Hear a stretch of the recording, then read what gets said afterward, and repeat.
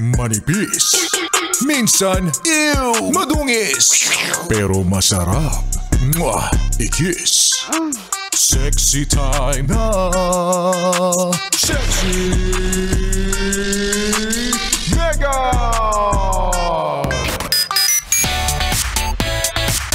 Para naman maging masaya ang araw mo.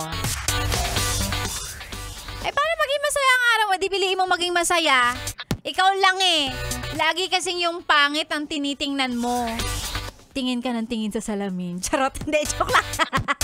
Mukha mo pala yung nakikita mo. Hindi. Alam mo, sabi nga nila, you always have a choice. Wow. Lagi ka namang may pagkakataong pumili. At sana ngayong araw ng Lunes, kahit wala ka sa mood, wala kang gana, piliin mong maging masaya. Ay! Akala mo talaga ang dali-dali, di ba? Pagka ganito wala nang laman yung wallet mo, kaya mo ba maging masaya? Feeling ko kaya naman. Ha? Sa tagal-tagal nang walang laman ng wallet mo, ngayon ka pa magdadrama, lagi naman ngang walang laman yan. Tapos ngayon, mag-e-emote ka dyan, wala na akong pera.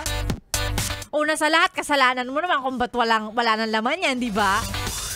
So, dapat kaya mo na. Kaya mo maging masaya kahit wala kang pera. Ay nako, ang tanong natin sa ating mga sarili, few days after ng sweldo nitong weekend, saan napunta yung pera ko? Bakit wala nang natira? Sige, pag nilay-nilay ka, alam natin yan, di ba? Na ang 1,000 pag nabaryahan, hindi mo na mamamalayan kung saan mapupunta yan. Parang biglang, hala, may 1,000 pa dapat dito eh. Ba't 20 na lang?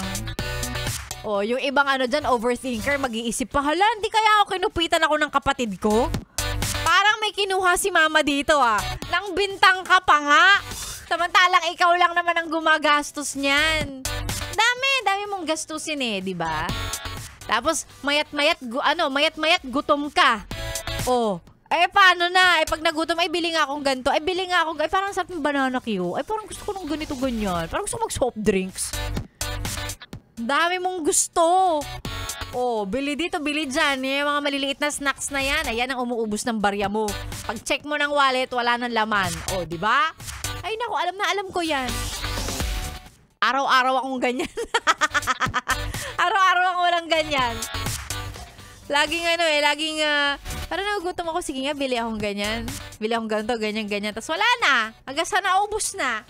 Tapos, taghintay na lang ulit ng susunod na sweldo. Ganun naman, di ba? Gawin na lang natin siyang motivation na hindi tayo pwedeng tamarin kasi hindi pa tayo mayaman at walang laman ang ating mga wallet. Oo. Pag hindi tayo pumasok, wala tayong sisweldohin. Ayan, magandang umaga sa mga yes friend kong adulting, mga alipin ng salapi at eto mga nakatune in sa Yes FM. Eto, pa-shoutout ko lang ang driver kong si Nelson Vivon. Napaka-pogi at si Dagul na laging tulog sa biyahe. Mga always naka Yes FM. Galing kay James Manuel. Thank you. Maximo Pareha Jr. Pasigaw daw sa team Hane. Original ng Teresa Rizal. RR Kim, RV, Sarge, Michael, Conrad, Hapon, Roderick at kay President Gilbert Bautista, laging naka Yes FM pag nasa biyahe. Maraming salamat po. Ang mga pa-shoutout ay send lang sa ating Facebook page, DJ Megan Yes FM. Basahin natin yan maya-maya lang. Ako po ay kasama ninyo hanggang mamaya pantanghali dito lang sa 101.1 Yes FM. Solid! It'll never be